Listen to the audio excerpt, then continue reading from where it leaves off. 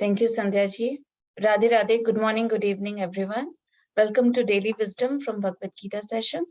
Radhe Radhe, Nitin ji, over to you. Radhe Radhe, Pardaviji, thank you.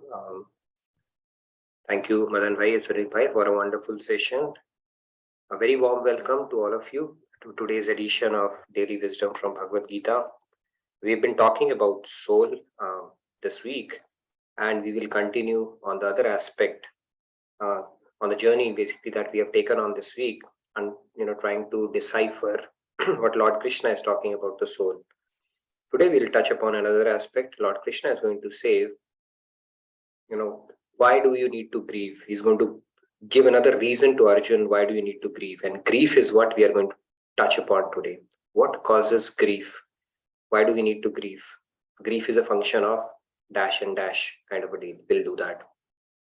And just to recollect, we are doing these sessions as a recap session for the benefit of people who might have joined late. But like I said, Bhagavad Gita is an ocean. Every time you are going to take a dip, you will come out with newer and newer pearls, deeper and deeper realizations. So it doesn't matter how much we churn, there's always something that will come out of it. So let's get started. The shloka that I have picked up today, we will get started by invoking the blessings of God and Guru, and then we'll get deeper into the topic of our discussion today. Let me share my screen. Share sound. All good? Alviji? Yes, everything is good. Yeah. All right, so let's get started. Guru Brahma, Guru Vishnu, Guru Devo Maheshwara, Guru Sakshat Parabrahma, Tasmai Shri Guruve Namaha. Vasudeva Sutam Devam Amsachanuramardanam Devaki Paramanandam Krishnam Vande Jagadguru. Krishnam Vande Jagadguru. Radhe Radhe, a very warm welcome once again. So let us get started. All right.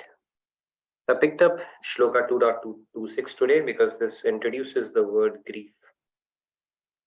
So in this, Lord Krishna is saying, Arjun, now he's going to shift gears, right? It is a Sankhya Yoga. First, he starts off by telling who you are, what your true identity is. Here is going to take a little bit of a, shifting of the gears, and let's see what he's going to talk about today. So he goes on to say, Atha chainam nitya jatam Nityam va manyase mritam Tathapi tvam mahabaho Naivam shochetum arhasi. Okay, let's take a few hands to get the class going for today. Yes, Radhe Radhe, there are a lot of hand raised. All right, So we'll start with pick half a dozen to start off with, and then we'll see. Let's go ahead. Tat Sukha Sukhi. It has to be Samji. Yes. If I were to guess, it is Tat Sukh Sukhitvam. Tat Sukh Sukhitvam. No prizes for guessing who it is. Radhe Radhe. Adha chainam nityajatam nityam va manyase mritam thadapi tvam mahabaho naivam shochitum arhasi. Very nice, Samji. I think you should do a skit, and you should have 3 characters: Tat, Sukh, and Sukhitvam. Okay, I'm just giving you an idea. All right, let's pick up next one. Thank you, Radhe Radhe. Sandhya ji, please go ahead. Radhe Radhe.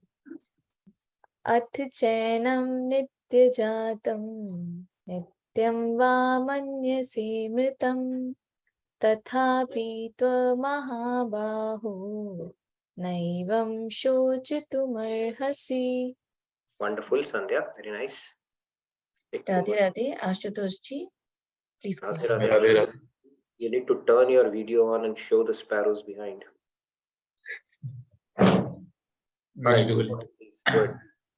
अथ चैनं नित्यजातं नित्यं वा मन्यसे मृतं तथापि त्वमहाबाहो नैवं शोचितुमर्हसि. Wonderful, Ashutoshi. Although we prefer to see you as well. Hopefully you can do that. Let's take a few more hands. Radhe Radhe, Payalji, please go ahead. Radhe Radhe, Payal. Radhe Radhe Radhe अथ चैनं नित्यजातं नित्यं वा मन्यसे मृतं तथापि त्वमहाबाहो नैवं शोचितुमर्हसि. Very Radhe nice. Radhe Payalji, Radhe Radhe. Surendraji, Radhe Radhe, please go Radhe ahead. Radhe, Surendraji. Radha Radhe Prabhu, thank you very much. At Jainam Nityajatam Nityam Va Manyase Mritam Tathapi Tva Mahabhavo Naivam Sochito Urmahasi. Radha Thank Radha. you, Surendraji. Very nice. And thank you for thanking Prabhuji. Let's move on. Let's Radhe we can cover Radhe, everything. Shyamji, please go ahead. Radhe Shyamji. Radhe Radhe अथ Radhe. चैनं नित्यजातं नित्यं वा मन्यसे मृतं तथापि त्वमाबाहो नैवं शोचितुमर्हसि. Radhe Very Radhe. nice, Shyamji. Radhe Radhe. Okay, I think we can pick up the remaining hands real quick and get started then. We have a good amount of Riyaji, Radhe Radhe, yeah, please go ahead. Radhe Radhe. Radhe Radhe अत चैनं नित्यजातं नित्यं वा मन्यसे मृतं तथापि त्वं महाबाहो नैवं शोचितुमर्हसि. Radhe Radhe. Yes, Riyaji. Radhe Radhe. Wonderful. Sumeshji, Radhe Radhe, please go ahead. 3 more hands we can take. We'll get started. 3 more hands. Last 3 hands. नित्यं वा मन्यसे मृतं तथापि त्वं महाबाहो नैवं शोचितुमर्हसि. Radhe Very Radhe. nice, Rameshji. Radhe Radhe. Sai Ramji, Radhe Radhe, please go ahead.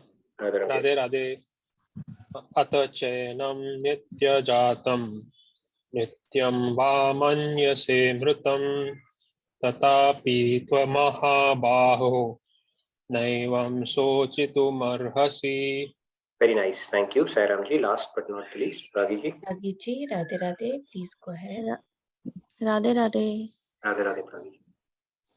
अथ चैनं नित्यजातं नित्यं वा मन्यसे मृतं तथापि त्वं महाबाहो नैवं शोचितुमर्हसि. Very nice. Thank you, Bragiji. So let's get started on this shloka. Lord Krishna is saying, Arjun, if, however, you think that self is subject to constant birth and death. Now he's telling you, first he has explained him what is true self. And he has also explained him the immortal, eternal nature of that self.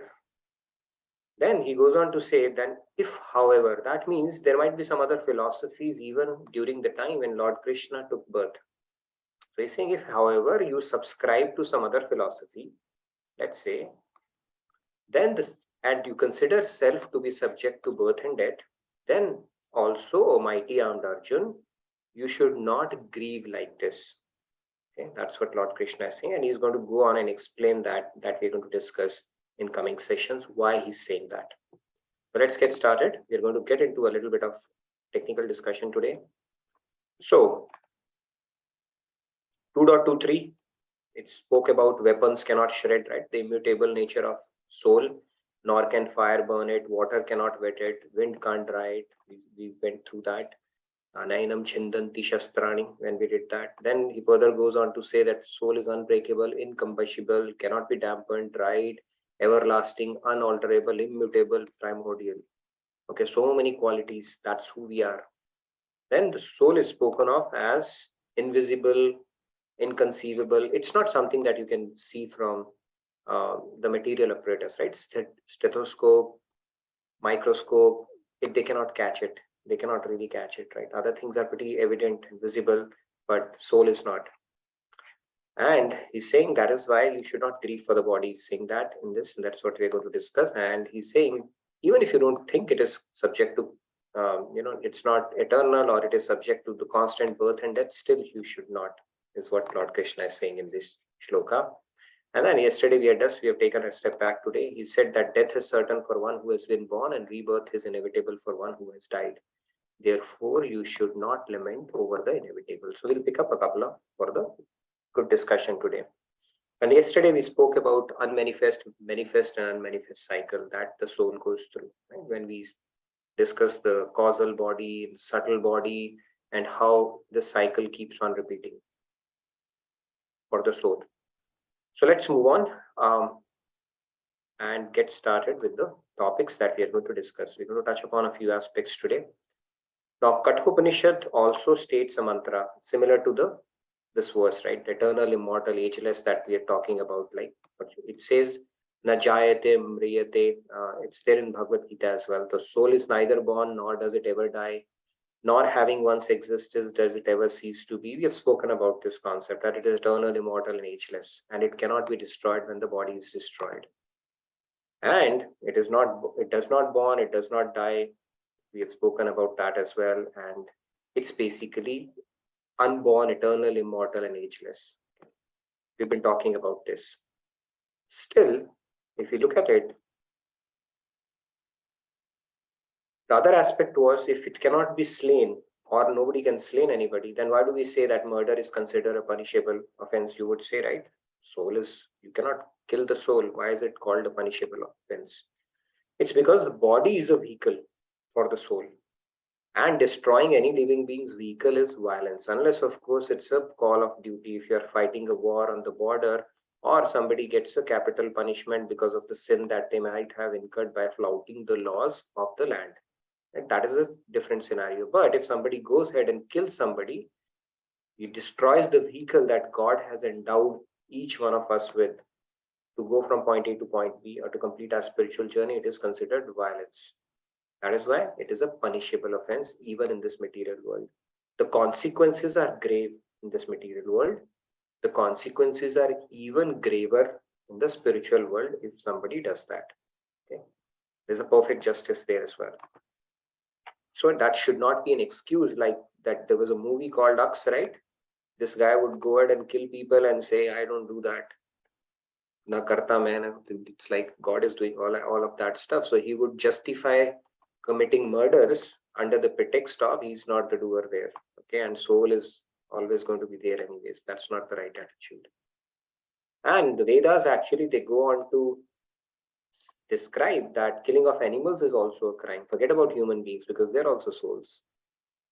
And the rules change when violence becomes necessary. Right? For example, in case of self-defense, if somebody is coming to bite you or encroach your territory, that is harmful for you. In those cases, this is acceptable. Violence is permitted for self-protection, not others. But then involuntarily, we go on and commit so much of violence. No act in this world is bereft of violence, actually. When we speak, we kill so many microbes. When we cook, we kill so many microbes. When we not talk, then also I think something. But when we walk, so many ants and others, they are sent to Golok or whichever lok it is, and they get stamped under our feet. And that is something which happens without our knowing. Now, is there a sin for that? I think that was one of the questions. People say, we kill insects. Those insects do keep on getting killed. So God says, he understands that part. It's going to happen as part of our sustenance, as part of living in this ecosystem. We are going to draw from this universe. And part of that drawing is involuntary killing of so many things. And that is why the 10% rule is there. 10% rule is the tax of justifying your existence because we take so much from things around. We go ahead and kill things knowingly, unknowingly. So many ants get squished under our feet and so many things happen. So the 10% rules takes care of that. If we don't even do 10% charity, that means we are not paying the tax. We might be paying the federal tax and other taxes to the government, but we are not paying the spiritual tax that is needed because we take so much from the universe. That is where the 10% rules comes. Okay. So yes, it is sin. However, that sin is something which happens unconsciously. We are not voluntarily doing that. But if we voluntarily do that, we go and kill somebody, it is considered a sin. And there is no animal called a dumb animal, which is perfectly justified to satiate our stomach. Okay, that is another topic for another day. Now, Lord Krishna is explained in greater detail as this dialogue is going to unfold. This priceless divine knowledge that is getting revealed to us to shed more light on it. The concept of ahimsa or hinsa. What is that? Okay, that is something we can talk about in some other session in greater detail. Let's talk about what we feel basically, right? Now Ramayana says, "Jaun sapanen shir katai koi, binu jagen na duri dukh hoi." So let's say you are sleeping.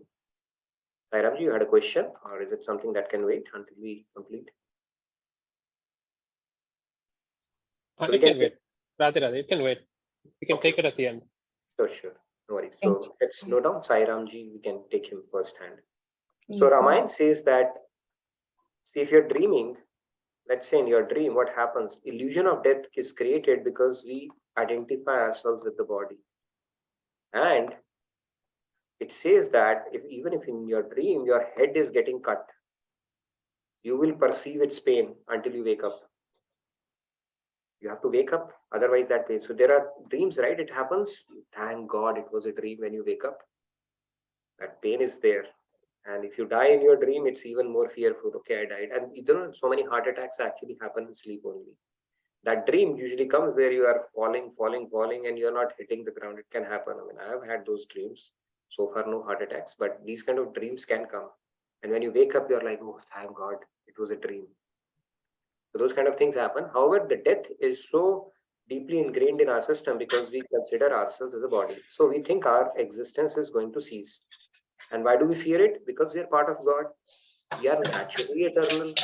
And anything that threatens that eternity, perceived threat, is going to make us anxious about it. And that is why fear of death is the biggest fear in this world. Brahman says that even in dream, if you do that, you will fear that. But for the enlightened souls, it is just like they have woken up. So they do understand, and this illusion is dispelled. So this fear of death also vanishes. They simply know that they are discarding this gross body and moving on to the next one. So they don't grieve or lament over it.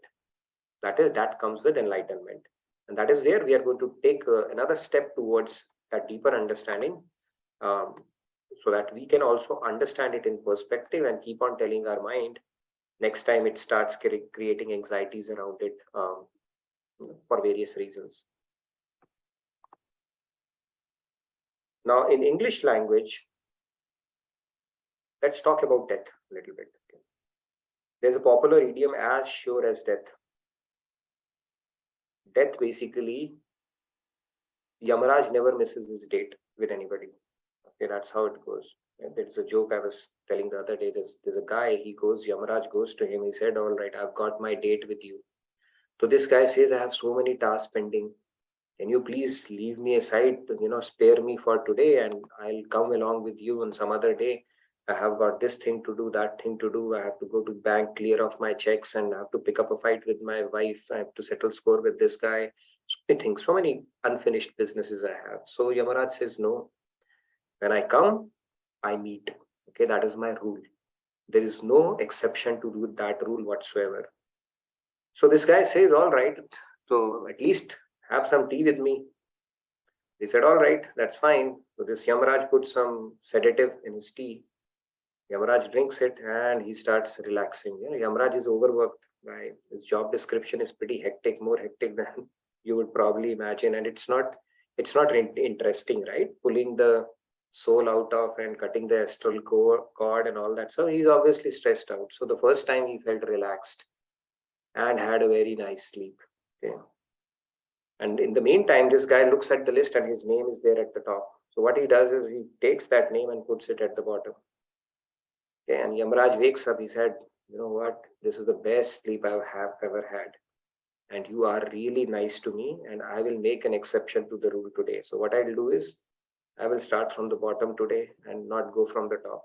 So he still had to meet the date with Yamaraj. So as sure as death, it is said. There's no escape from death whatsoever. Swamiji tells a beautiful story about it. I'll not get into that anyways. But death is something. There's a movie, Final Destination. If you watch that, it's kind of an interesting thing. How things, they have to happen when it's preordained in that sense. Okay.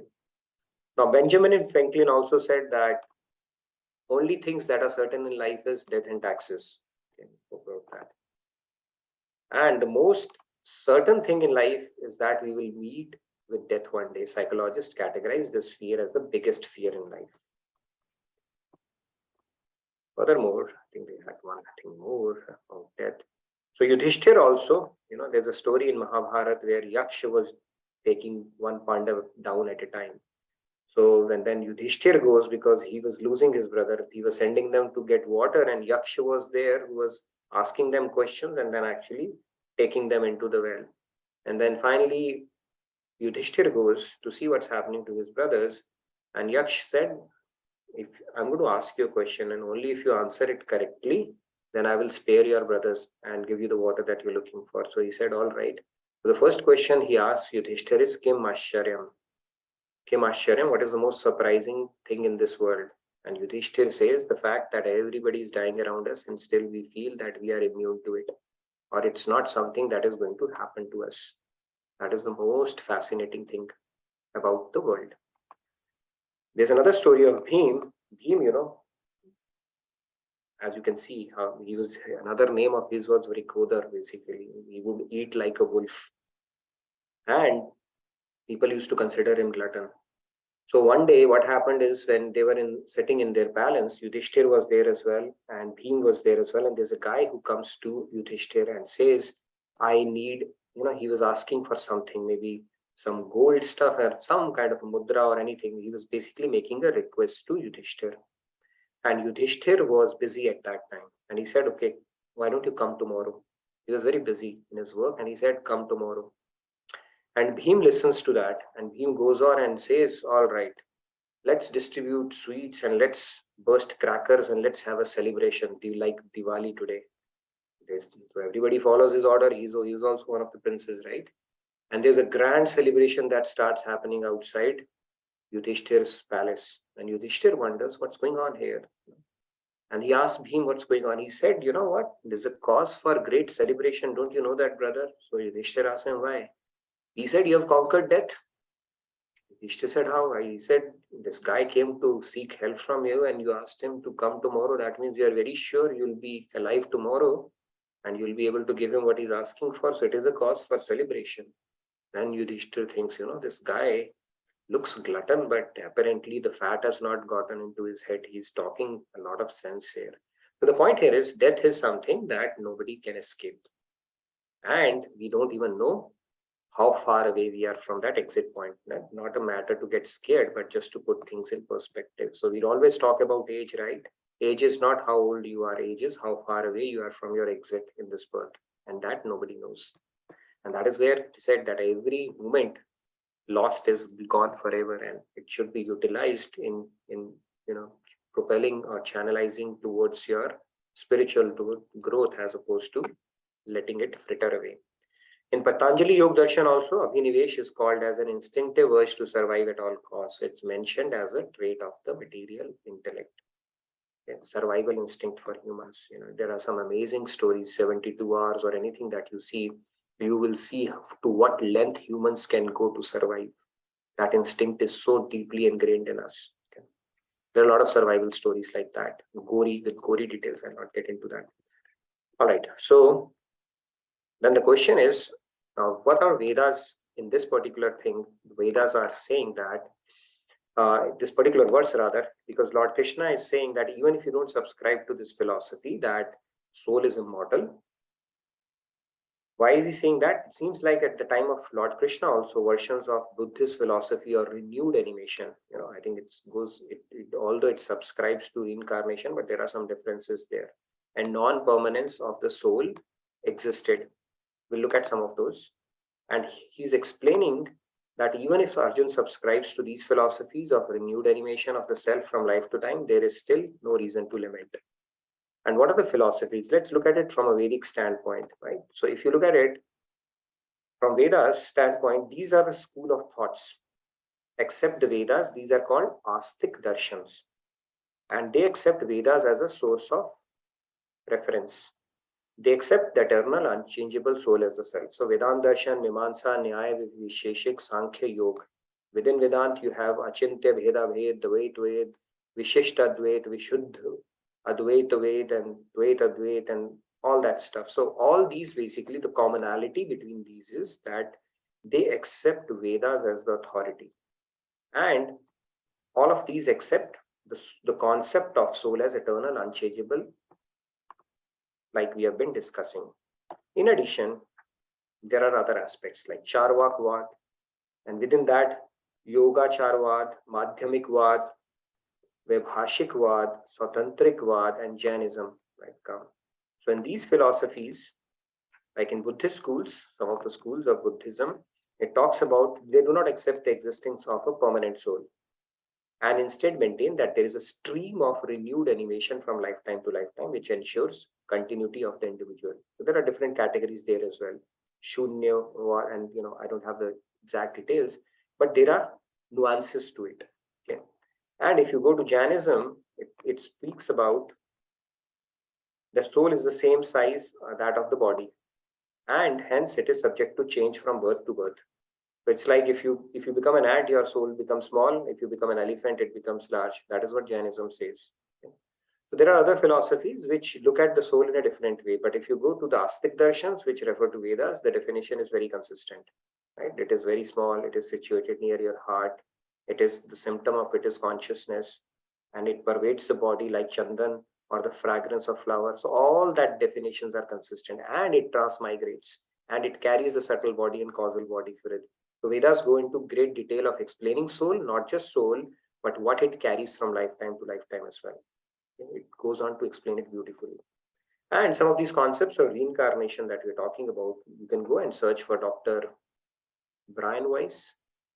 Okay, Many Lives, Many Master. When I was starting with spirituality and dabbling with it, that was a book I came across.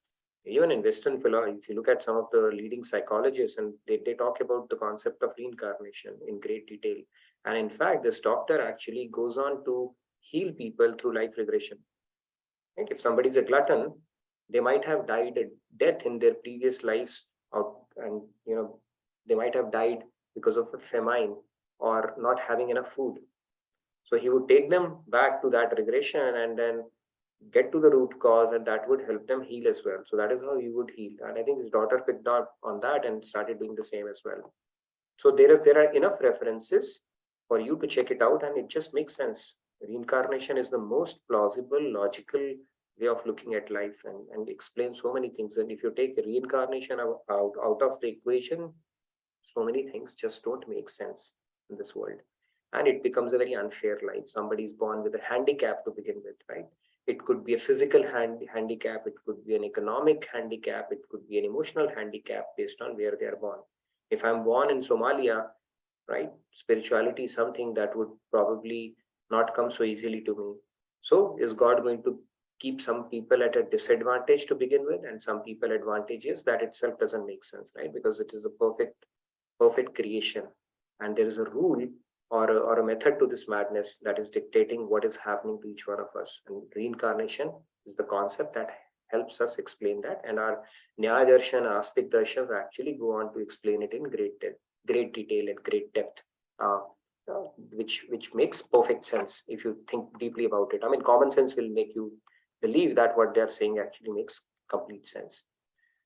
All right, we have still not tackled the big question yet, so I'm going to get into that. All that is fine. Now, grieving part, let's get into that. If we are a soul and soul is immortal, why do we grieve?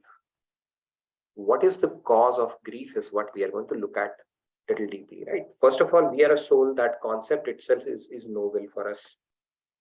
We don't get that understanding, right? It's like only because we live in a conception that we are a body and a mind. It's only in deeper states of meditation or when our mind keeps on getting still and clear, you will have a perception of who you truly are.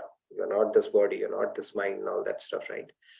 But having said that, even let's say we have a knowledge, we understand we are a soul, right? In India, everybody has a one-pager Bhagavad Gita. Tum khali haath aaye the, khali haath jaoge, tum kaun ho, and all that, right? One page sar is there. Maybe I'll bring it in one of the sessions. I used to read it when I was a kid and used to get fascinated. Never understood it clearly. But then, as part of our growing up, we are being told we are a soul, and still we grieve. Why do we do that? Let's try to understand this phenomena through an analogy that only Maharajji can make it so simple, just to make us understand the concept. So let's look at this concept. Why do we grieve? And hopefully we can understand that and reflect on it, because it really hits the nail on the head. Why do we grieve? Okay, let's talk about it. What causes grief? So in order to do that, let's have a story around it. So the grief is what? So we will have a couple of meters. We will have a grief meter and we will have a happiness meter along with it as well. Okay, as you can see. Now, it's a story of a man, okay, who has a perfect family, as you can see, a loving wife, and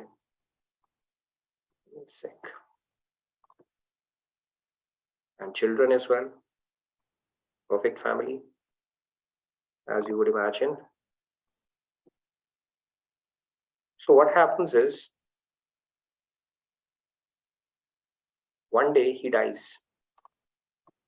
Life happens, so he dies.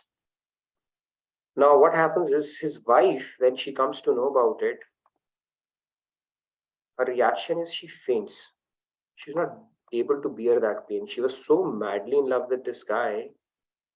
The moment she heard my husband has died, she just could not bear that pain and she faints, immediately faints. Okay, that is what we have spoken about this concept. Our human heart, by God's grace, has thermostats on both ends. If you get a pain beyond a point, it will faint. If you get a happiness beyond a point, it will faint. It cannot tolerate it beyond a point. So, because the pain was so much, she fainted. Now, what happens to the kids when they come to know their father is no more? They cry and wail their heart out, as you would imagine. The kids, when they come to know, their father has not, they could not bear that, and they started crying and wailing. So he had a neighbor also whom he would give a flower every day. Okay. So what happens to this neighbor? She would get a flower from him every day. Obviously, he had some soft corner for her. She cries and sobs as well. She also cries and sobs. There are few more people who have some kind of a connection to this guy. Now, this guy had lent money to this guy and he is terribly upset. Okay, remember this face? His back. He is terribly upset because he is not going to get the money back now. Okay, and his twin brother basically, he owed money to this guy and he's happy. He's very happy. He's no more. I don't have to give him the 50 grand that I took from him. So he's very happy. And then at the same time, there is a neighbor who's watching TV. He comes to know about that news that, you know what, so and so your neighbor has died. He says, too bad. And he goes on and starts watching his news in BBC or the breaking news, whatever he was watching. He just said too bad for him, right? You can relate to it. When you hear some news like that, you just say it's a too bad, man. And then you carry on with your stuff. And that's exactly what happened with this neighbor. And he shrugs off his shoulder. Now what happens? This guy who was lying down there was declared dead by the doctor. We came to know that he's actually not died. He was revived. He was alive. Okay, so he was alive. This happens actually in real life also. And the moment he comes back to life and this news prints, now his wife is enthralled. But then she faints again. Okay, this time out of happiness, she faints again. Her thermostat is a little sensitive, so she faints again. What happens to the kids? The kids are obviously happy and excited. They were crying and wailing, and all of a sudden they're happy and they become excited. What happens to this girl? She's happy as well. Now she's going to get her flower a day dose, so that makes her happy. Now the guy who was upset because this guy now he's all of a sudden he's happy. He said, all right, now I can recover my money. And the guy who owed him money, he's sad now because now he has to give him money. Look at the reactions of everybody. And the guy who's watching the TV, you know what he says? He said, oh, God is kind, good for him and the family. And he would care less. He continues to watch his breaking news or whatever he was watching, Game of Thrones or whatever that was. He is least bothered. Right? So if you look at the reactions, the grief meter, how the happiness meter increased and grief meter increased and all those fluctuations that happened. Same person, different reactions. So what is dictating the emotion around it actually? Have you thought about it? Is it absolute or is it relative, kind of Einstein's relativity theory? What is dictating different reactions from different people for the same person? The person is the same. Any reflections on that? Tat Sukh Sukhitvam. I think you've got an answer already. Yes, please go ahead. Please. Yeah, the grief is relative. The grief is relative. Did you say the grief is from relatives or did you say it's a relative? What is that? Relatives, you said, or relative? Relative. Okay, relative, yeah. Yeah. Relative, yeah. Grief is from, that's true. It is. Why is it relative? What is going on actually behind the scenes? Yeah, it actually, to the extent you're attached to the object, it depends. Your happiness and grief fluctuates. Great. And ultimately, it boils down to the knowledge. I'll add another dynamic to it. Yes, attachment. You hit a very good point here. Attachment. There's another reason for attachment also. Okay. Contemplation. Contemplation. Yes. Why the attachment? Yes, contemplation for sure. But I'll add another dynamic to it. Okay. Next slide. Let's hear from Sairam ji. He wanted to add something. Radhe Radhe, please go ahead. Sairam ji. Yeah, Radhe Radhe. I mean, I had the same impression that it was how you perceived your attachment to that material object. In this case, it's that person. So everybody's perception is different, I guess. True. That's definitely one of the dimension which dictate your emotion around that particular situation. Great point, Sairamji. You had a question as well, or you? If it's. I mean, I can wait for the question until you completed the class. If not, I can put it in the feedback also. No problem. No worries. No worries. Yes, good point. Yeah, Rahul, you wanted to add something? Please go ahead, Rahul ji. Radhe Radhe. Self interest, स्वार्थ की हानि जहाँ पे जितनी ज्यादा है उतना ज्यादा दुख है. Good point. So that's the Tattva Gyan aspect of it. Good point, Rahul. So let's look at it now. What's happening truly here? Okay. So we will break it down. It's a Sankhya Yoga chapter. So we'll do our little bit of Sankhya Yoga part of it and analytical part to it as well. There's a graph of attachment and self-interest. Okay. Now, if you look at it, grief is directly proportional to that. As the more self-interest you think will be served by somebody, the more attachment you will have and more grief you will feel out of that. This is a very simple thing if you break it down in world. That is how it works. Wherever you have a self-interest, you will have an attachment, and wherever that attachment or self-interest is impeded, grief will come. Now, why do we grieve? We grieve because we think now the perceived happiness from that particular object or relationship, there is a full stop to that. That is what causes grief, and that is also self-seeking, because if you look at it from the perspective of the person who has moved on in, spiritually, it's a good thing, right? Maybe their body became uninhabitable, right? Maybe they completed this journey and they're destined for better things. Maybe the misery that they were feeling right now in their life is alleviated because of it. So rather than focusing on that, we are only focused on our happiness, which is we think has been cut down now, right? Or the perceived security or happiness, something related to that. That is what causes grief, right? So it is a function of attachment and self-interest. More attachment, more self-interest, more grief.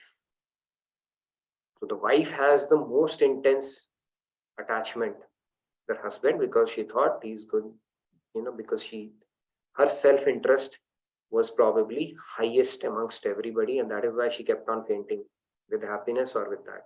Kids also had it, so their reaction was a little more moderate. They did not faint. They cried and wailed and they were excited, right? The girl who used to get flower, her intensity was a little less. She was sobbing for a few days, probably she would have carried on with her life, and then she became happy. And then the guys, because one of self-interest got harmed, he thought, I'm going to lose out on the money. Now this guy is no more. Whom am I going to get the money from? So he was sad. Other guy who owed him money was happy. His self-interest got fulfilled. And the person who's watching the TV is totally udasin or neutral to this whole thing. He could care less. That is how it happens in our lives as well. We do feel bad when we hear about somebody. But do we truly feel that intensity, what that family member is feeling? No, we cannot, because our self-interest is not so intensely associated with that particular thing. And that is what Maharaj say. We do drama and acting in this world. You just have to take that, not do drama, but that feeling that you feel for pretty much the entire world. If you simply replicate with those 3 or 4 people who make you repeat in this world, the job is, the purpose will be served. Those 2 or 3 people where we are intensely attached in every life, they make us repeat in this world because that's where our attachment is. We are not neutral there. We don't look at it objectively, that it is a soul. We think that our entire happiness or our entire life, it depends on them. If they are gone, I will lose my security, I will lose my happiness, so many things. It just boils down to our self-interest and attachment, nothing else. It's hard hitting, but this is a fact. All right, so continuing. The other aspect of it is, good part of it is, human beings, they have been wired in such a way that they can, okay, let me talk about this concept after I show you this graph. So grief and time. There's a time is a big healer, English saying, you know that? Yeah. So it is a very true saying. It is inversely proportional with time. Grief has to diminish over time. With the passage of time, it diminishes. And that is the huge mercy of God, because if we did not have that resilience, one incident, and some people actually go crazy with just one incident in life. But if you truly look at it, God has given us the resilience to even come out of the greatest calamities like big earthquakes where the entire families are wiped off. Like Bhuj earthquake happened, you can actually get out of it because grieving is not the natural state of our soul. Soul is Anusat, Anuchit, Anu Anand. So it will strive to get back to its original state. Naturally, everybody wants to feel good, whether through crying or anywhere, you want to get back to. So this state again becomes an excited state, like a pendulum state. It is not a natural state. Pendulum has to come back to a stable state. And even the principle of this universe, entropy is, everything is trying to achieve stability, right? Around anything that happens, right? Even osmosis and all that stuff is right? Things happen because everything is craving for or striving for stability. And so is the case with our soul as well. It wants to feel happy. It wants to feel good. It wants to feel pleasant. It wants to experience joy. So even grief is something, it's an unnatural state because soul is untouched by grief. So it wants to get back to normal. Now, because of lack of knowledge, ignorance, or our past sanskars, if through our willpower we subdue that natural urge of soul to get back to normal and say, no, I am going to stay sad because so and so happened, and you keep replaying that in your head, that is a different thing. Then you are exercising your free will to stay in that state. But other than that, if you simply let it be, let life be and become a witness, or even otherwise try to come out of it, it will come out. That is a good thing God has given us. With the passage of time, everybody has to heal. They will heal. Right? First of all, we should not even get into that excited state. Pain, they say, right? Pain is mandatory. Misery is optional. So pain will be there, right? It's not that you become like a stone. Obviously, when you lose somebody who's a near and dear one, it will come with its own set of pain because of our conditioned mind. We are not there yet. But that misery aspect can be shortened with proper knowledge. That's the whole idea. of this thing. And we have to again tell us that this is not born out of something, a rope car for somebody else. It is born out of pure self-interest, nothing else. Why we are crying? Pure self-interest. It is a manifestation of our selfishness only in that situation also. Because our self-interest and our attachment now is getting harmed. Your mind will give you tricks and reasons and an alibi that, you know what, for other person I wanted to do so and could not. End of the day, you're just seeking your own self-interest from every relationship. And when there is a barrier to that, impediment to that, or full stop to that, perceived, not real, then that grief, the emotion starts trickling in. Now let's move on before we get into any questions and discussion around it. So what does it mean basically? All that is fine, but what does it translate to is what we are going to talk about. No baggage allowed, right? We have spoken about this concept. When we go out of this life, there is absolutely no baggage allowed. Some baggage is incumbent upon us, which we have to take along with us. Okay? It's just like your boarding passes or the tickets that you have to go and show. Similarly, other than causal body and subtle body and the spiritual wealth that you have accrued, nothing else is going with us. So basically, if you look at it, life is a guy who's going to take the next step, right? So every step, every situation actually gives us and presents us with these opportunities, right? Our soul, either we can elevate it or we can downgrade it, or we can maintain a status quo. Okay, that is neutral thing is also fine. There's no other third possibility. So what does it mean for us? You know, the aspect of soul that we are trying to discuss here, grief and those strong emotions that we feel, what will be the takeaway and something which is relevant and applicable to our day-to-day lives that we can benefit from is the topic for our discussion today, so that we can do a bit of nididhyasan aspect of it as well. But before we get that, any announcements you want to make before we get into that aspect? Yes, thank you, Nitinji. So there are a couple of announcements. So first is about Navratri Mahotsav, which is celebrations of many forms of Mother Durga for literally 9 days. So program highlights are live Dandiya and Garba dance from September 23rd through October 4th.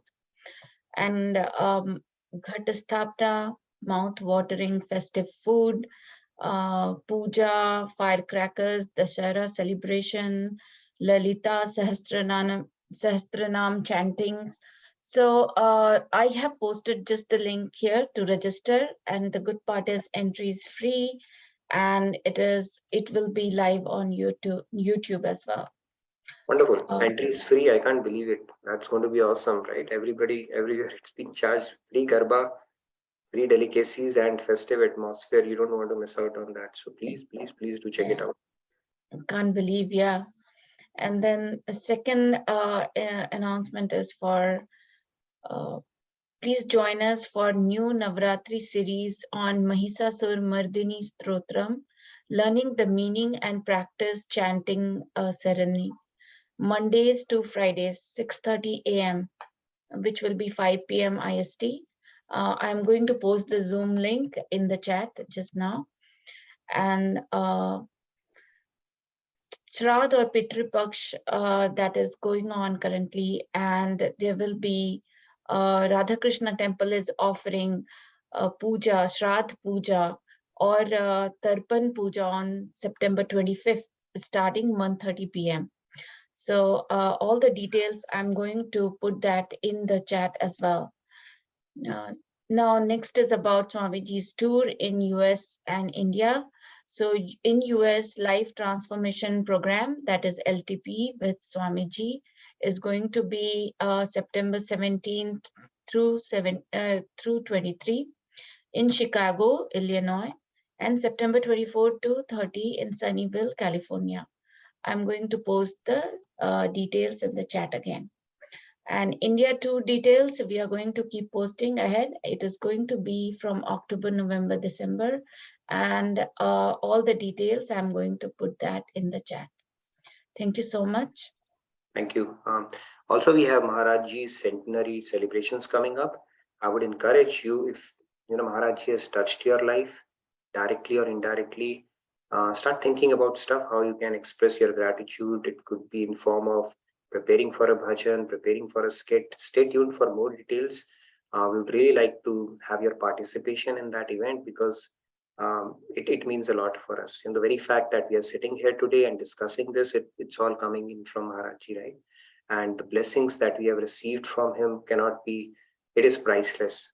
Not just for this life, but for lifetimes to come as well. So it's a great opportunity to express our gratitude and think, reflect on how we have benefited from his teachings, and creativity. There's no limit to that, right? So please come up, put in the feedback tracker if you have something, or you can keep thinking. I will share more details around you to be a little more prescriptive around it.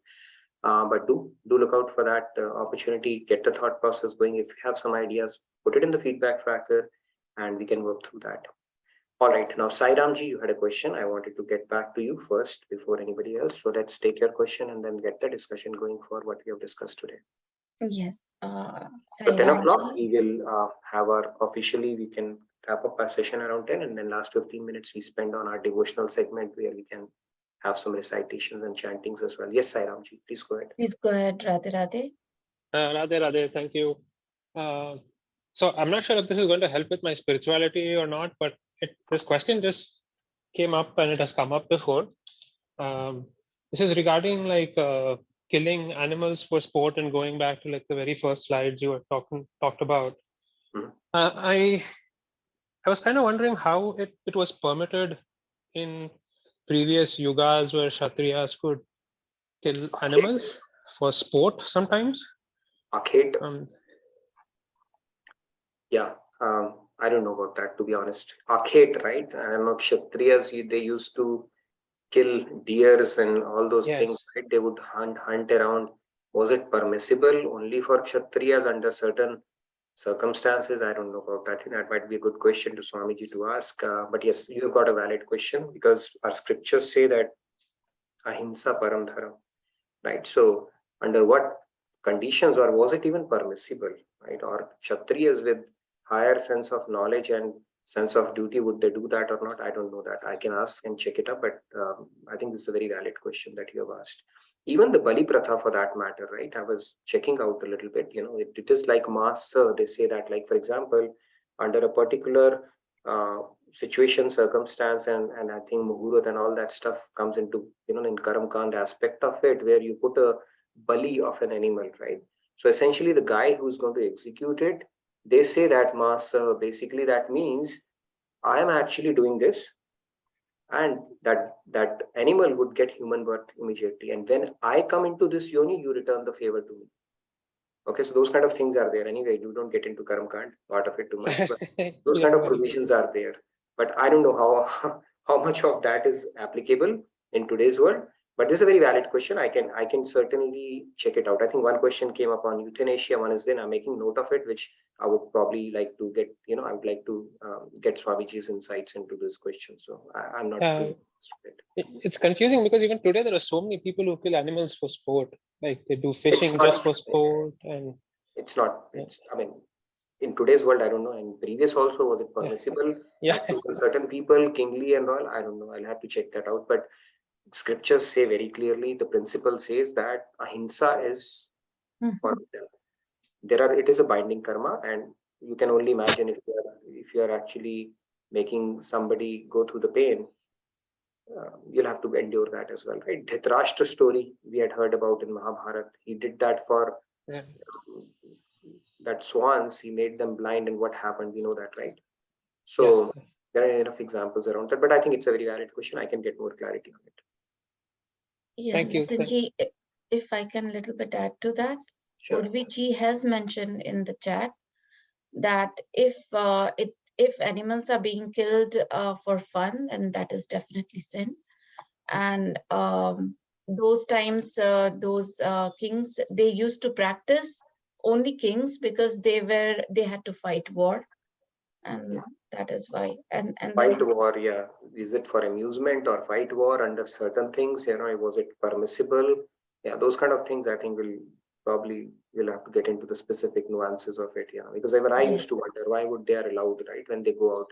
Is it just practicing their skills for something bigger? Was it permissible? Possibly, that's what it seems like, but we'll have to check that out. Yeah, thanks, Urvi, for chiming in for that. Yeah, thank you, Sairamji. Radhe Radhe. Thank you, Radhe Radhe. Radhe Radhe. Yeah, Samji, Radhe Radhe, please go ahead. Radhe Radhe. Radhe Radhe. Yeah, Nitinji, there is this Brahman Paramatma aspect, right? Once you said that Brahman doesn't grace, but even those who are attaining Brahman, they are being graced with knowledge, eternality, and bliss, right? In that way, that is also grace. They are also bestowed with grace, isn't it? Yeah, so they have to finally surrender to God. Now you're saying people who end up attaining Brahman in their Yes. Okay. Now that is a very deep concept. Okay, as I have understood it is, even in advanced stages, they have to finally worship God. Without bhakti, you cannot really get the grace aspect of it. So through your self-effort alone, you cannot. So finally, you have to surrender. To some extent, you will have to add that part, even to get moksha, for that matter. Mm. It is not possible with your self-effort alone. Okay, if you continue doing that aspect, you would have to surrender to. Now you're saying, should it be personal God or impersonal God, right? Yes, impersonal. Those who are attaining impersonal God also, in one way, are attaining grace, right? See, attaining that impersonal form itself is possible only by grace. I think it's So a very how can technical we say question. that? It's a very technical question. Again, this is something I'll defer to Swamiji, because I don't want to keep on saying something, although I have a certain understanding, and then mislead. So I will reserve that question to get an exact answer from. It's a very valid question, because Brahman cannot grace. That is a very clear thing, right? It is without that which Shakti, which Sandhini Shakti, right, which gives you the ability to grace. And then how can you attain moksha without grace, right? And moksha is not the personal form; it is a formless part of it, right? So how do you attain moksha in that case? It's a good technical question. I'll clarify it with Swamiji. It's a good question, Rosamji. Sure. And one more like very insignificant question. We have 8.4 million species here in material world. Are there 8.4 million in spiritual world also? I don't know. Okay. No idea. Why? Is there a particular species you have an affinity to, or you want to put your No, not affinity. application for? No, not affinity. I hate creepy creatures. I'm very afraid of them. If I go to Golok and I find these centipedes, millipedes there, what is the use of going there? I'm thinking. Yeah. So no, I have no idea about that. See, Hari Anant, Hari Katha Anant. So here in material world, Brahmaji might have created, as a potter 8.4. We don't know. There might be so many other things that we are not even aware of at this point, right? We have a conception of only things in Panch Mahabhut. I don't know in other universes if there are 8.4 million or trillion. No idea about that. And spiritual, what kind of possibilities are there? No idea, because people are willing to become a blade of grass there. People are willing to become trees there. People are willing to be a crow. People are willing to, and even Abhushan of Krishna, Radha, they are not ordinary Abhushans like we wear. They are also Rasik saints who are doing their seva by creating music that you can't even understand. So what are the possibilities? I don't know. Few things I think we'll get to know only when we get a ticket to Golok. So, but yeah. But yeah, you're asking very profound questions. Is it something to do with your name today, Samji? Okay, maybe a couple of more questions, and then we move on to our next segment. Spend some time there if we have any interested participants. Shalini ji, you wanted to say something? I'm noting down the question. Grace. Yes, Shalini ji, Radhe Radhe, please go ahead. Radhe Radhe, thank you. I just have a very the little bit of confusion, Nitinji, when we speak about the changeless, immortal nature of the soul. Can you please clarify what happens when we say, he or she is a very evolved soul? So, like with every birth, I'm assuming that you are getting closer and closer to God with all the lessons that we learn and all the experience that we repeat. So can you clarify the difference? Is there any change in the soul at that time, or evolution of the soul? How does it work? See, soul in itself, we are all equal. What can evolve is the baggage that you carry, right? For example, the subtle body and the causal body that you're carrying, those are evolved. So it's a figure of speech, evolved soul. All souls are equal. But what you have worked on in your mind, right? The spiritual assets that you have built, they might be at a higher trajectory than somebody else. That is what it means by evolved soul. Because when you are born with certain lessons that you've already learned in previous life, right? From maybe letting go, maybe not, certain level of, you might have worked on your anger aspect of it, certain aspect of forgiveness, surrender, all that things are given to you as a gift by Lord Krishna.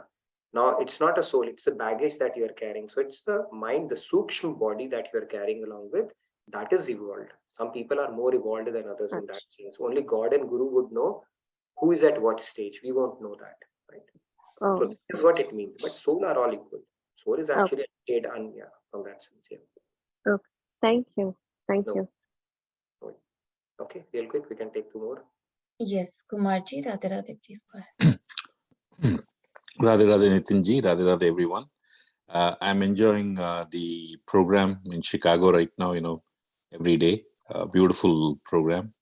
And Nitinji, thank you for, I kind of put a different spin on the Kirtans and I have started to enjoy that as well. Very nice. So thank you.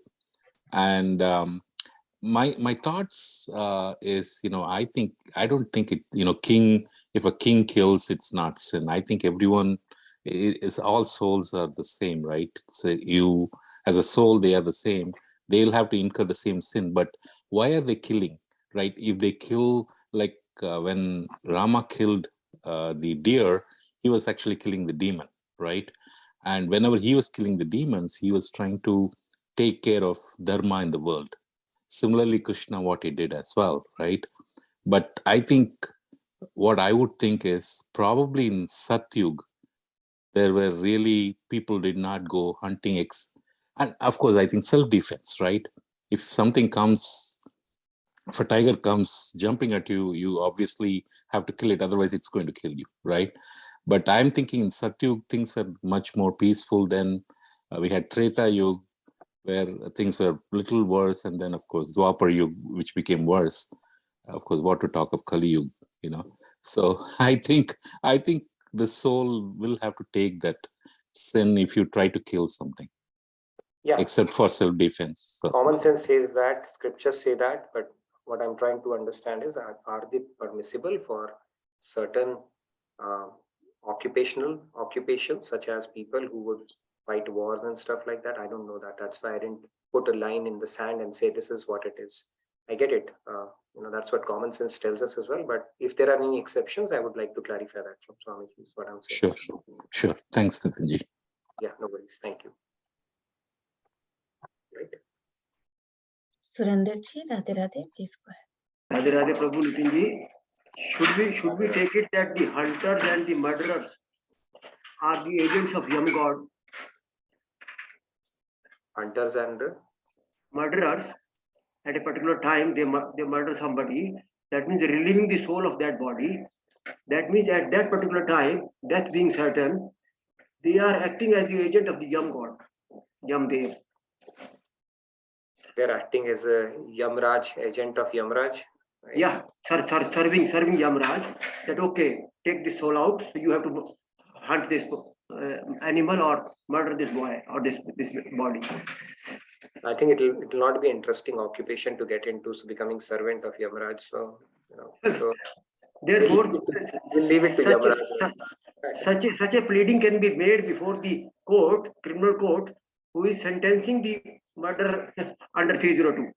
Yeah, I think the judge will be excited to hear that argument. He said, let me become the agent of Yamraj for you now. Okay, that is what judge will tell that person. What I have done is only as an agent of Yamraj. That's all. This only pleading is sufficient. Yeah. Secondly, this place of soul in the body, is it behind the Agya Chakra, below the Sahasrarth, or the heart, which we normally say? I don't know if it is on a particular chakra, because all I know is that its location is in the heart. So when you become very excited, very happy, or painful, that pain emanates from here. So our scriptures tell us it resides in our heart. Not the center of the brain. Yeah, I mean heart. It says brain also. They say that the control is somewhere here only. That's where the soul is. That's brain is controlling the heart. Yeah. Thank you, sir. Thank you, Prabhu. Radhe Radhe. Radhe Radhe. Nitinji, Sandhya ji has a question, if I can take that. It's isn't attachment a function of self-interest? Yeah, attachment is also a function of self-interest only. The more self-interest, the more you can create another graph between two, right? More self-interest, more attachment. And Joanji has mentioned that she missed some session over the last few weeks because of various reasons, but she is glad that she is able to join back again tonight. We are also glad to have you back, Joanji. So like I said, Bhagavad Gita session, it's never too late for anyone. Okay, I just keep repeating concepts and stuff. So welcome back and pleasure to have you back. We'll make sure you don't miss anything as we go along. Okay, it's Ayati Padmaji, and then we get to our devotional segment. Lakshmi is very, very excited to sing today. She'll be our first person. And then you can put in your name who want to sing today. Maybe you can take 2 or 3 hands and then wrap it up. Yes, Padmaji. Radhe Radhe Padmaji, please go ahead. Thank you for waiting. Radhe Radhe. 3 hands. We take 3 singings today. One from Lakshmi ji, Shriramya, and Payanji. Yes, Padmaji, go ahead. What was I going to say? About the attachments, or you had a graph. Now I raised my hand like some time ago. Yes, pain and suffering. Grief. Yes, okay. Grief, right? Like everybody's scale, quantity, and quality of grief, where we're attached to, as Nitinji was also saying, those immediate 5 or 7 people, parents, siblings, spouses, or kids, right? When we really contemplate upon like those 5 or 7 people in your life, and you see the quality and the quantity of dependency that we have upon them, and our projected perception of what we were supposed to get out of that relationship, not in the moment, but some unfinished business that we make in our own minds. Like, for example, since we are born, we get inputs, whether you're a girl, North Indian, South Indian, Indian, whatever, cultural inputs that we get, your husband is everything. So all those inputs, they become impressions in our mind, and we have a projected story that we have in our mind, and the perception of their presence in our life and how the life is supposed to happen. So those projected perceptions that we have in our own mind that we made, and also a combination and culmination of what inputs that we have gathered over the lifetime that we have grown, we have those projected impressions and the futures and the movie that we have run in our mind. And every time that becomes conflict and a mind goes into the future, that this is what you are perceived in that relationship, and that is not being satisfied, we get disappointed out of those emotions, and that causes the grief, and which is the pain. But at that point, we already made those impressions. So it's really difficult to just completely erase and say, I'm not going to feel painful. But the choice that you make in that moment of whether you want to go from pain and suffering is a deliberate choice, where you contemplate upon the same grief and same pain in a bad way, or you contemplate upon those moments and the impressions of what you have created in the future, and how you can dovetail those projected impressions to, so that they can come back and you stay in the moment and do what you need to do with your body and mind, and take the dependency out of the person and the situation and dovetail it back to the lotus feet of God. That dependency will give you that liberation, where you're not projecting your mind into the future, but actually staying in the present. That's what I wanted to share. Great point. Yep. We derive strength from the faith in God and cut it with the sword of knowledge. Right? That is why we're repeating these concepts, because some of these things, the fear, the grief, these are the ones which torment our mind. And those are the ones we need to tackle systematically and desensitize ourselves to that with proper knowledge over time. Because these are the things that actually pull us back, pull our soul back. We said we always have a choice: go up, stay where we are, or go down. These are the things which pull us down. And if we start getting closer to that equanimity, it gains us eligibility to draw more of God's grace. It makes us more dear to Krishna, right? Krishna saying that himself. Great point, Padmaji. Thank you. Now let's move on to our devotional segment. Lakshmiji, you want to go first? We have a couple of other hands who want to sing as well, so we can really do that quickly, and let's try to wrap it up over the next 5 to 7 minutes. That way we can wrap it up. Yeah, I have pinged Lakshmi ji, but looks like she's not available. Lakshmi ji, I see her. Yes, Lakshmi Oh ji. yeah. Oh, now she's here. Oh, sorry. Yeah. Oh my It's goodness. okay. Where was I seeing? I'm like, where is she? I can't see her. Yeah. Okay. He has been waiting for this day. You can't believe it. Okay, and we had been waiting for this day as well. Go ahead, Lakshmi ji. Radhe, please go ahead. Radhe. Radhe, Lakshmi ji. Yeah. A small attempt from my side. I know my voice is not good, but I still want to make an attempt. And thank you for giving me this opportunity. Sure. Please go ahead. Chinni Krishna chindulesi rava, ma chintalanni tolagincharawa. Chinni Krishna chindulesi rava, ma chintalanni tolagincharawa. Ninne కొలిచాను మనసార కృష్ణ మమ్ము ఆదుకొని అభయమియరావా చిన్ని కృష్ణ చిందులేసి రావా మా చింతలన్నీ తొలగించరావా దేవకి నందన రాధా జీవన కేశవా హరి మాధవా దేవకి నందన రాధా జీవన కేశవా హరి మాధవా గోకుల నందన రాఘరావా గోపాల కృష్ణుడుండి రాఘరావా చిన్ని కృష్ణ చిందులేసి రావా మా చింతలన్నీ తొలగించరావా కంస నివర్ధన కాళి అనర్దన కేశవా హరి మాధవా పాండవ రక్షక పాప వినాశక కేశవా హరి మాధవా గీతామృతమే మాకు వేదం ఓంకారనాదమే ని వేణుగానం చిన్ని కృష్ణ చిందులేసి రావా మా చింతలన్నీ తొలగించరావా చిన్ని కృష్ణ చిందులేసి రావా మా చింతలన్నీ తొలగించరావా మా చింతలన్నీ తొలగించరావా Radhe Thank you, Lakshmi ji. Very nice. Chinna Krishna, what does that mean though? I mean, Krishna, I could understand.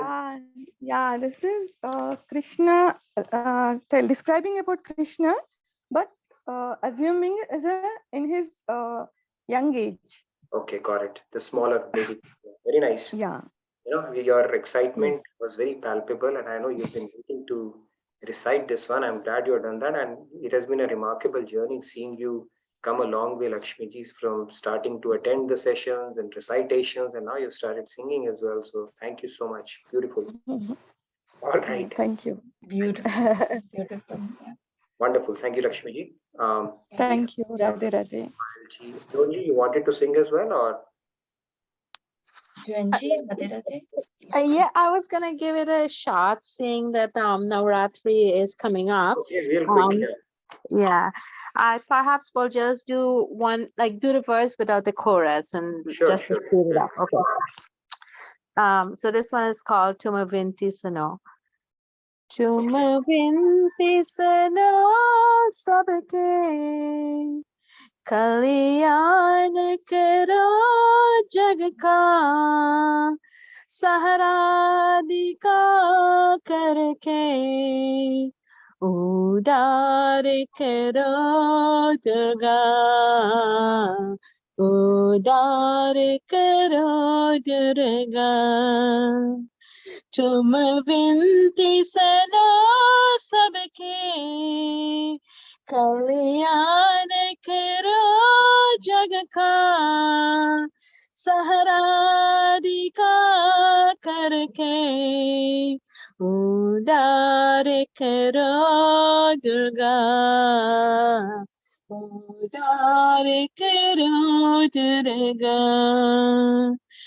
दर्शन हो माँ तेरे सबकी अभिलाषा है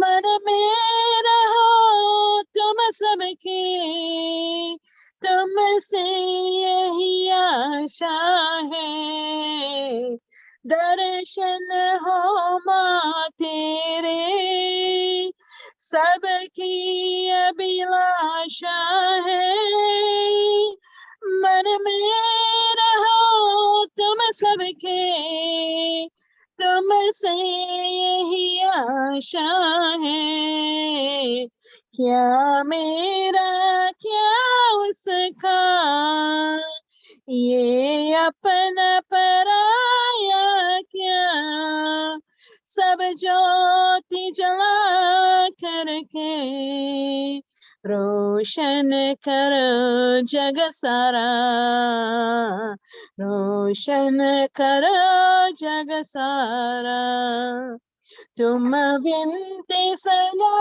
सबके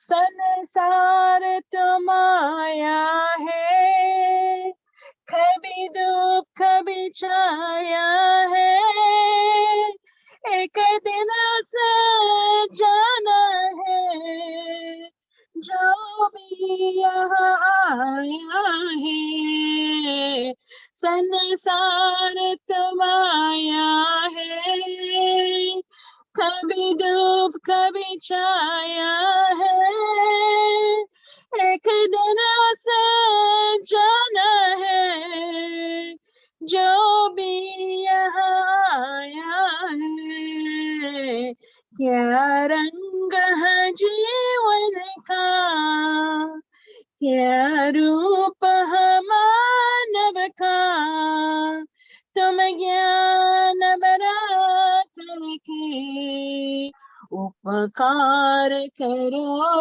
दुर्गा उपकार करो दुर्गा तुम विनती सुनो सबके कल्याण करो जग का सहारा दिखा करके उदार करो दुर्गा उदार करो Durga Thank you. Radhe Radhe.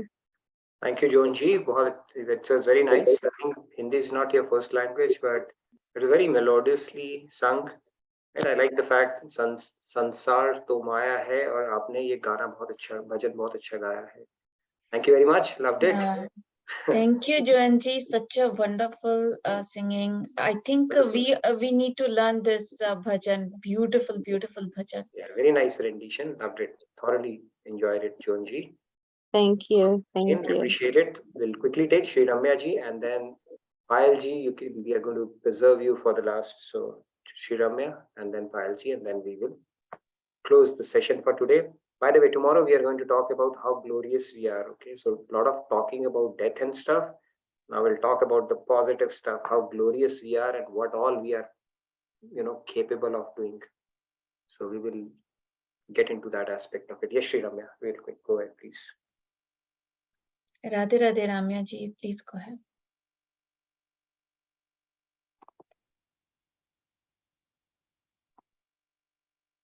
Yes, Sri Ramya.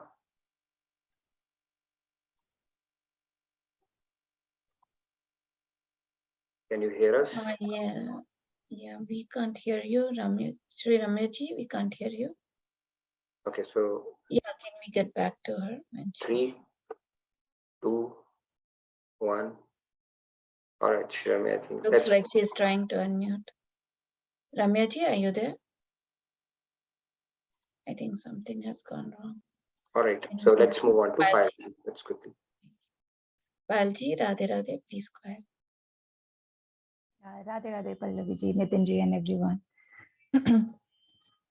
Okay, again, one Kana Savariya song, and I don't know whether you all have heard it or not, but I love the lyrics part, so let's just sing. Kana re, Kana re, Kana re, मैंने तुझे अपना माना रे. कान्हा रे, कान्हा रे, कान्हा रे, मैंने तुझे अपना माना रे. होठों पे मेरे रहता हर पल सांवरिया, तेरे ही नाम का तराना रे. कान्हा रे, कान्हा रे, कान्हा रे, मैंने तुझे अपना माना रे. तुम सा नहीं है कोई दूजा मेरा, मेरी आत्मा है तेरी, ये तन भी है तेरा. तुम सा नहीं है कोई दूजा मेरा, मेरी आत्मा है तेरी, ये तन भी है तेरा. तू ही मेरा कर्म है और तू ही मेरा धर्म है. तेरे दर पे आके लागे ये जग बेगाना रे. कान्हा रे, कान्हा रे, कान्हा रे, मैंने तुझे अपना माना रे. होठों पे मेरे रहता हर पल सांवरिया, तेरे ही नाम का तराना रे. हरे कृष्णा, हरे कृष्णा, हरे कृष्णा, कृष्णा हरे हरे, हरे रामा, हरे Rama, Ram Ram Hare Hare, Ram Ram Hare Hare, Ram Ram Hare Hare. Radhe Radhe. Very nice, Payal ji. Thank you so much. My throat didn't cooperate today. It's really bad. I'm so sorry about that. It doesn't matter regardless. So it's very immersive experience. I'm sure it's the same for all of them. You can just close your eyes and flow with the melody that comes. I think the fact that you said, right, Krishna has kind of taken control of your mind. Absolutely. So that tells actually the way you sing. Okay, that X factor comes because of that. And you're one of the fortunate souls. Krishna is actually messing with your mind. So, I wish that can start happening to us as well. So wonderful. At least we can benefit from that, the devotion that is so valuable. Thank you so much for that. Loved it. I don't want to add any more words to dilute the beautiful experience that we have just had. So with less number of words, I'll say bye. Radhe Radhe. Have a good day. Wonderful day. Rest of your evening. Tomorrow we will talk about soul, but in a different context, that how awesome we are. Okay. Radhe Radhe, and have a wonderful day. Yeah, thank you, Nitinji, always. And thank you everyone for participating. Have a blessed day. Have a blessed night. Radhe Radhe. Radhe Radhe. See you tomorrow. See you tomorrow.